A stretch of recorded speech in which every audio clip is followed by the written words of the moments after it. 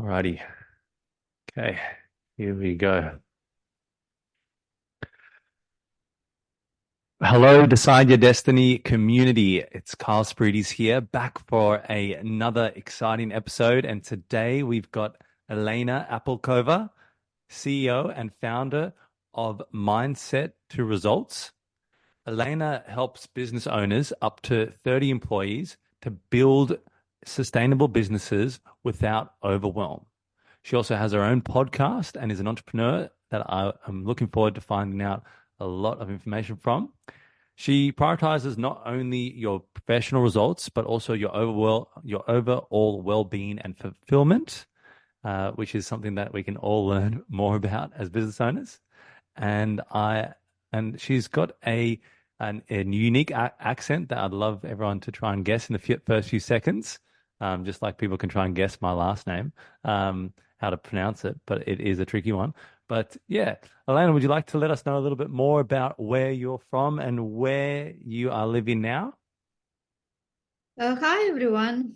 Yes, of course. I am from Ukraine originally, and after the war started, we moved to UK, and now me and my daughter and my mother, like girls of three generations, we live in Brighton in UK.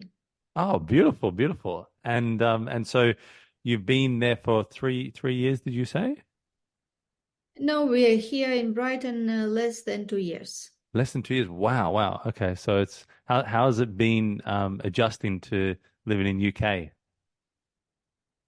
It is not easy, I would say, because it is different from traveling.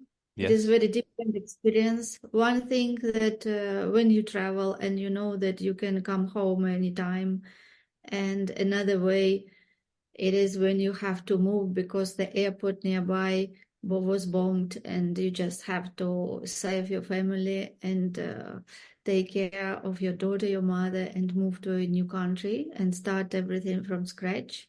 Mhm. Yeah, so it's very different experience. Although I traveled a lot, I traveled more than 21 countries and I lived Wow. in 7 countries.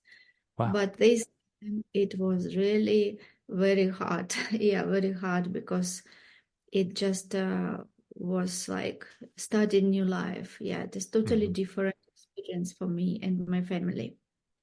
Wow. Wow. And what sort of support structures have you had in Brighton? Were you able to connect with other people from Ukraine in England, in UK? Were you able to connect with other people in your profession along the way?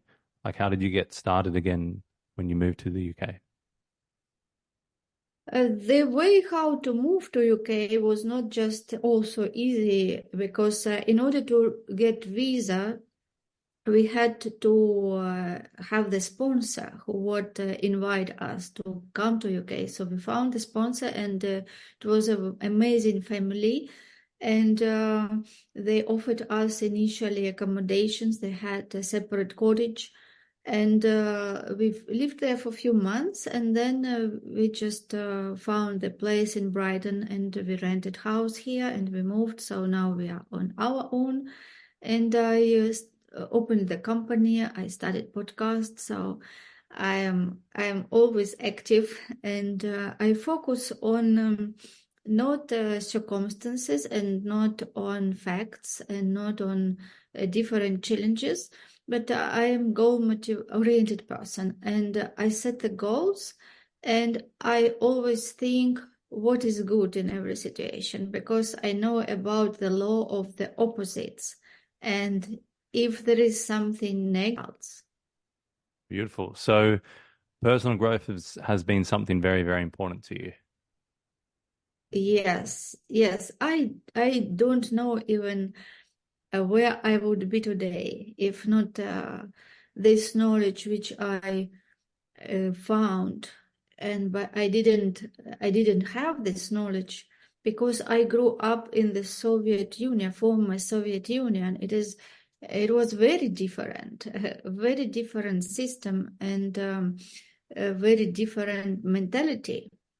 And when I grew up and when the Soviet Union collapsed and there are so many different challenges that time. Then I started to look outside, because before we were just like inside the system, and we didn't have any way how to connect to people outside the Soviet Union. It was very close, like they say, like it was like um, A metal dome. walls. Yeah.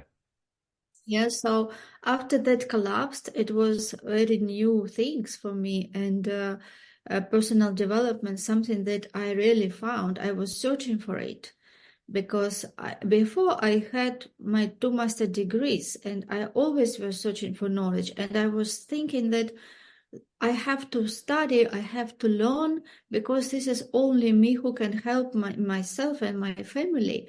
And when after I got my two master degrees, and I didn't find what really I wanted to find, and then it took me to another direction, that is personal development. And when I started studying, and when I became Procter Gallagher Institute consultant, I found my mentor, and then only I found my purpose in life, my mission, and my passion, and something that I really love to do, and I do every day, and I enjoy my life today, because it is coming from understanding who I am and what value I can provide to the world, and how I can help other people to find themselves and their true passion, and uncover their potential. I love it. I love it. And so I know you grew up in, I guess, a very closed off uh, system, as you're saying. But what are some of the lessons you learned during that time? Did I think you kind of mentioned a few there about, resilience, and then and you had the mindset that you had to kind of get educated and learn so that you could lessons you could learn as a young person, is fear of new things, new interesting things, or yeah, what are some of the lessons that you learned when you were, I guess, in your youth or younger years? I learned this lesson, that never give up, Hmm. never give up. So, and never look at your current circumstances, Right. because the current circumstances is just current circumstances, but it doesn't mean that it can be your future. Yeah. Yes, so our future we always create in our mind. And even before I found Bob Proctor, and before I found this knowledge, like now I can scientifically prove these methods that they work according to the laws of universe. But before even that, somehow intuitively, I knew that I meant for more. And Yeah. I never made decisions based on my circumstances. I always made decisions from the future, where I want to be, how I could go far in my dreams. And I was making decisions from there. And it was just so, like, it was unrealistic decisions, but when I made them, somehow it happened always. So I lived my life making these decisions and stepping into unknown with faith. Yeah, I would say that the big lesson is to have faith, and have believe in yourself that you can do it, and don't look at your current situation. Because if we just look at current situation as so-called facts, and then we just get stuck, because we will not see solution. But if we come above, and we think that we are meant to be more, there should be always solution, there should be always the way. And when we focus our mind and our energy, yes, and our attention to look for that way, and totally committed that I have to find the way, it is not where I want to stay, it is not me, this is not my standards. Yes, so when we know our standards, and when we make decision from that higher self, this will work. I can I can guarantee this here, because I did it so many times. I did so many times, and the decisions which I made, there was no way that it could work, but it always worked. Somehow situations happened that it worked, and exactly what I wanted, uh, what I had, that burning desire, like old Nightingale say, that we have to have that burning desire, that we feel that we really want that. And when we find this in us and we make right decisions, we look at future, we look at our potential, even if we don't know how, but we make the first step, then we make the second step, and this we find out on the way, and we create what we want. Inspiring, beautiful. That burning desire cannot be understated. I think it can get you out of so many holes in your life, 100%. Well, I guess through learning and also coaching many people, there must be a lot of things that they also have to leave behind and let go of, old beliefs, old stigmas or ways they think about the world. What are some of the maybe three of the biggest things that when you're coaching people, they have to leave behind? Maybe scarcity mindset. What are some of the biggest things that they have to get rid of to be able to learn and grow? From what I discovered in myself and what I had to leave behind was that feeling that I need to know more and I need to study more. Because as I told, I came from very different environment with different mentality, where nobody even know and speak about personal development and success and money Wow. mindset. Wow. When this opportunity opened, I was so hungry for the knowledge that I just attended all the big events, seminars. I Yeah. was buying, I was in network marketing and I was making good money. And I was just buying courses, buying events, trainings, and many of them I didn't even start.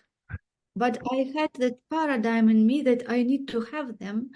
So I created a library of maybe 50 different courses and programs, which I Wow. never did because I was just in that pattern to buy and collect. I thought it is like asset. I have to. And when time was passing and I was not changing, right? Because I didn't do that. I was buying and buying and buying.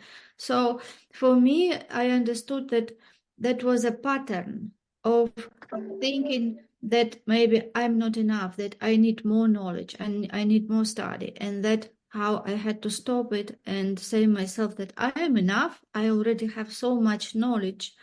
And this how I focused on one. When I became Procter Gallagher Institute consultant, I decided to master these techniques and this understanding, go deep, and then feeling that I have so much to give to the world. Yes, and I am enough, and I have so many things which I experienced myself. So it is not just theory, but this is theory which is also like implemented even before then I knew this. And now I know the recipe because before I was living this, but I didn't know how it happens. I couldn't explain.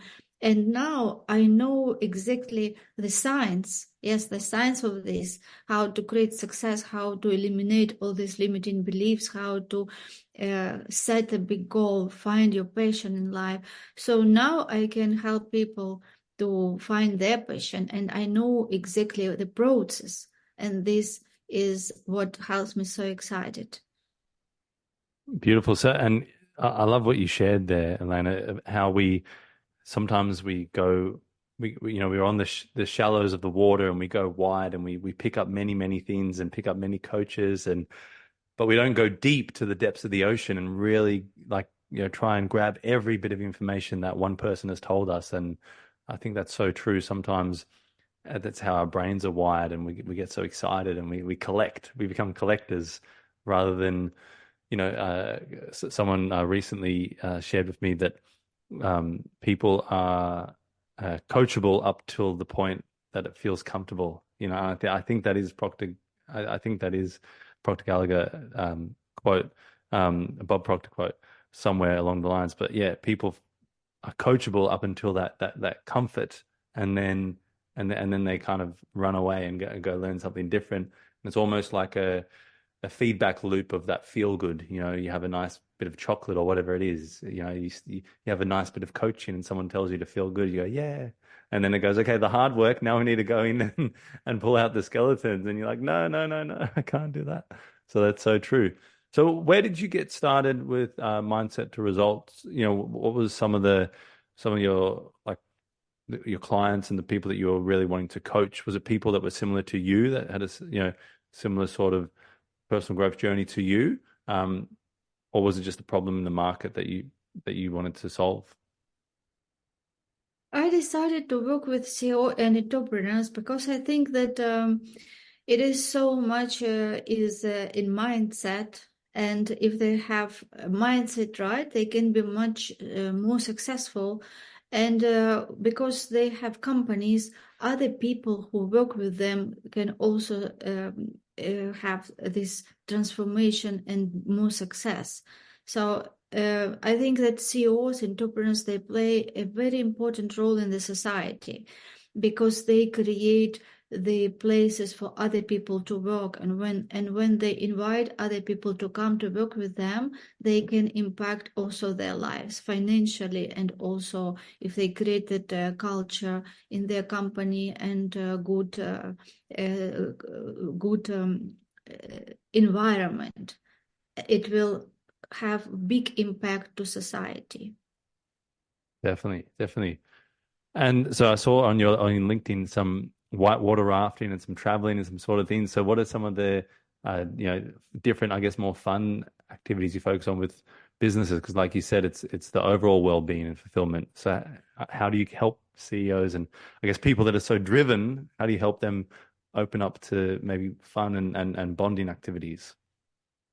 Yes, I like to work with driven entrepreneurs, and also it is important not to only be driven and only spend all the time to achieve the goal, because it becomes very hard. Yeah, and I know that we achieve goals effortlessly, and it is how who we are and how we feel. So if we just work and we just want to push things and do more things, it doesn't create that success which we really want to attract, because it should be effortlessly. It should be our state. We should be in the Mm. in this state of gratitude. We should enjoy life. So we have to be driven and we have to be focused. We have to be disciplined. And on the other side, we should also love ourselves and spend some time doing what we really love to do and which gives us those good feelings, enjoyment. Yes, Mm. so I don't believe in work-life balance. I think there is no work-life balance. It is always something which is more priority, so that you put more time, and then when you achieve that, you can also prioritize something else. I would say that mostly it is work-life harmony. Yes, Mm. like we should be harmony. Maybe it is not exactly the balance, but it should be harmony. We should plan time to enjoy ourselves, to spend quality time with loved ones. And for me, it is dancing. I love dancing, and I attend dancing festivals. We dance bachata, salsa, kizomba. Oh wow. Kizomba is my favorite. Yeah. Yeah, and so weekly I block time to attend classes, to attend social where I can dance and do what I love. And that time, 3, 4 hours, I just forget about everything. I just enjoy music. I just enjoy the moment. And recently we went to rafting. So Yes. it was festival where it was 3 days intensive workshops with the teachers from Spain, very high level class masters of bachata who were training. And also we had rafting, so we spent time in the nature. We had those adrenaline moments when we were in the boat and all this water around in the mountains. Yeah, so I love these moments because it gives you a refreshment. Come back, you feel like you are nice, you are had dressed. Now you start a new phase. You feel light and happy, so you need to go and create space for that light and happiness to come back into your life. So yeah, I love that. And what are for the audience, at home, what are some, I guess, tips, practical or To attract and out through the and Yep. so this